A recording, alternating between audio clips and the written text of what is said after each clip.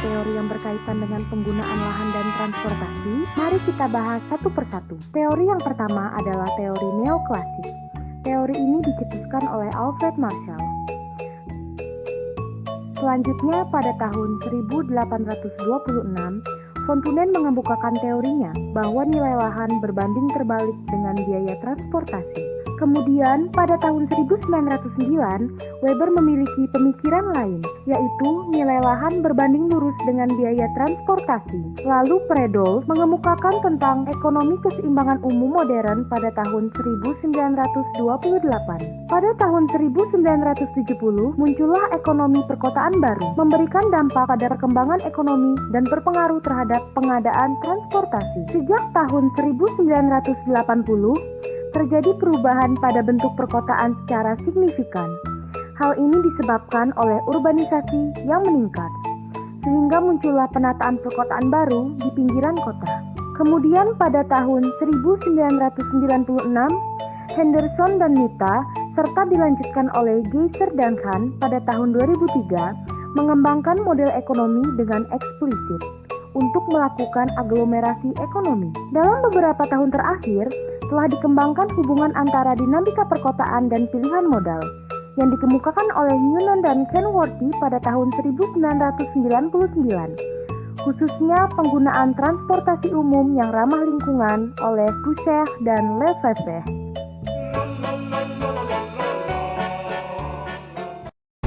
Jadi kita berbicara masalah transportasi perkotaan. Nah, kami bisa menyebutkan bahwa sangat besar biaya kerugian yang kita oleh masyarakat yang disebabkan oleh transportasi perkotaan. Itu ada 4 gitu. Pertama itu biaya operasi kendaraan. Itu dalam bentuk berapa besar bensin yang kita buang percuma karena kemacetan. Yang kedua adalah biaya nilai waktu. Berapa uang yang kita keluarkan karena kita harus menunggu. Misalnya saya 1 jam itu harga saya 1 jam itu bisa menghasilkan misalnya 10.000. Nah, saya terlambat 1,5 jam artinya apa? Saya rugi 15.000. Itu biaya itu yang kecil. Yang ketiga adalah biaya kerusakan lingkungan. Kenapa? Kalau dia macet, yang namanya mobil itu akan melakukan polutan. Polutan itu akan menyebabkan penyakit. Nah, ini yang kita kira biar untuk mengembalikan lingkungan itu butuh biaya yang sangat mahal. Yang keempat adalah biaya daripada kesehatan yang disebabkan oleh macet, yang disebabkan oleh lingkungan. Nah, itu biasa terjadi pada masa 5-10 tahun ke depan dari sekarang. Nah, total biaya ini yang besar, yang ini sangat besar, hampir mencapai kalau kita bisa 40% dari APBN kita, yang disebabkan oleh APBN itu besar ya. Jadi 40% itu adalah sebesar kerugian yang kita harus tahu kenapa penyebabnya. Pertama, penyebabnya adalah urbanisasi. Urbanisasi itu dari tahun ke tahun semakin banyak orang dari pedesaan pindah ke kota. Kenapa? Karena pertumbuhan daripada wilayah itu lebih besar di kota, karena negara kita pindah dari negara agraris menjadi negara industri. Kita bicara daerah perkotaan. Dia tinggal di dalam kota, ya kan? Dia kerja dalam kota. Orang kan maunya dekat dengan pekerjaan. Harga tanah semakin mahal. Dia mencari tempat yang lebih murah yang notabene berada di pinggiran kota. Dia tetap kerja dalam kota. Itu yang menengah ke bawah, dia tidak mampu di dalam kota, dia beli di daerah pinggiran. Makin lama makin mahal. Jadi semakin jauh orang bergerak ke dalam kota untuk bekerja. Nah, inilah yang menjadi pertanyaan kita, bahwa ada sekian juta orang masuk ke dalam kota untuk mencari pekerjaan, kerja setiap hari, sore ini dia pulang. Masuk ke dalam kota, mencari pekerjaan, bekerja, kemudian pulangnya dia kan mesti istirahat di mana? Rumahnya di pinggiran. Nah, itulah yang akan menjadi permasalahan, terutama itu di mana di kota-kota besar, termasuk di bandar. Nah, dari ilmu yang kalian dapatkan, balik lagi ya, pertama itu adalah urbanisasi. Kedua adalah apa? Kedua adalah terbatasnya jaringan. Dari ilmu yang kalian dapat, 10-30% luas kota harus kita jadikan jalan-jalan. Betul? 10-30% daripada luas kota itu harus kita jadikan jaringan jalan. Oke, contoh ini dua kota yang sampai 25% itu Washington, Paris itu 20%, New York itu 10%, Jakarta 9%, Bandung 4%. Gak tahu Lampung ini, kalau misalnya Lampung lebih kecil lagi. Dari luas kota dibutuhkan 10-30%, hanya 4%. Pertanyaan saya, apakah betul 4% itu digunakan untuk fungsi traffic? Ini ada ini. Salah satunya itu adalah habis akibat parking plastik. Nah, itu salah contoh yang harus nanti kita perlihatkan di lapangan daerah. Kan kamu mau nge-live kan? Nah, itu yang semuanya saya akan ulangi nanti di lapangan. Jadi kita lihat berapa kota kita bikin parkir di badan jasa. Karena parkir itu harusnya berapa?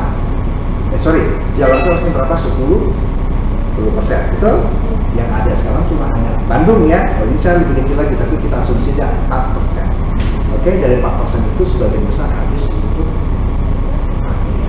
Nah, di Bandung terkenal kan dengan one way, satu arah, ya kan? Jadi karena jalannya sepi-sepi, macet, dibikin satu arah. Idenya brilliant ya, kita tidak perlu melebarkan jalan tapi dengan satu arah, artinya jalan itu di dua kalikan kan. Nah, di lapangan sering terjadi jalan dia dibikin one way di kiri kanan itu ada tempat. Contoh di sini cukup banyak, itu yang akan kita perlihatkan nanti. Contoh yang dibikin one way kiri kanan tempat kiri. Ya, masalah-masalah lain dan masalah angkot berhenti dan itu salah menyebabkan kemacetannya, terbatas jaringan. Kenapa nggak dilebarin? Ada biaya mahal, karena lahan, kan lahan di kota sangat mahal dan melebihi daripada biaya konstruksinya sendiri. Dan yang ketiga, setelah itu adalah bagaimana jadi demand melebihi supply. Nah, salah satu pemeriksaan cara adalah supaya dinaikin kan, jalan diperlebar. Itu jalan lebar, jalan mahal nggak? Lahan mahal. Pertanyaan kita, betul nggak jalan cukup lebar? Begitu jalan dilebarin, begitu juga saat itu dilebarin, saat itu jalan tempat parkir. Setuju? Jadi banyak dari kalian tuh jalan dilebarin, kirinya langsung tumbuh tempat parkir. Parkir permanen loh kadang-kadang. Ya di sini dia nggak punya garasi di mana ya di badan. Mana lebih efisien? Saya bawa mobil atau saya bawa angkot terhadap penggunaan jaringan jalan? Angkot, karena saya satu orang, kalau naik mobil saya ngabisin 5 meter persegi. Tapi kalau saya naik angkot, saya ngabisin cuma 1,1. Jadi apa artinya? Jalan kita terbatas, bagaimana orang semua itu naik mobil pindah tuh menggunakan split transit. Oke, kita coba bandingkan sekarang. Kalau kamu naik mobil, oke, bisa nggak door to door? Door to door tuh saya mau ke sini dengan saya mau ke sini langsung di depan pintunya, bisa kan? Bisa kan? Kebayang? Ke depan rumah langsung. Ya, kalau angkot, bisa nggak kamu Pak sampai ke rumah? Turun ke situ kan paling dekat, lalu jalan kaki, ngerti kan? Jadi tidak door to door kelemahan. Setuju? Oke, tapi kalau mau naik motor, naik motor kan pribadi, mobil pribadi. Kita kelebihan kita door to door, setuju? Setuju. Angkot nggak bisa door to door, tapi harus jalan kaki. Setuju? Jadi kelemahan angkot, kelemahan mobil apa? Saya perlu tempat parkir. Setuju? Setuju? Kalau angkot, jadi kamu turun, Bang, atau Bang, parkir di mana? Pernah nanya kan? Turun aja kan, angkot di jalan sendiri, betul nggak? Jadi kalau angkot itu perlu dia bisa door to door, tapi dia perlu tempat parkir. Nah, parkir ini di mana? Di badan ya. Sekarang bagaimana kita meningkatkan? Ya, kita melihat bagaimana masalah-masalah yang terjadi yang tadi parkir on street. Masih panjang sebenarnya. Tapi kalau ini sudah cukup lah, sudah capek.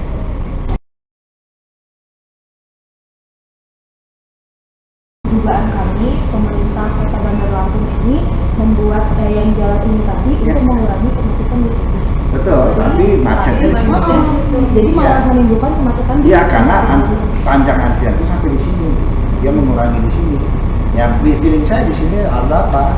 Ini kan penyempitan nih. Ini kan di kiri itu ada apa ini dibuang semua, ini satu arah semua.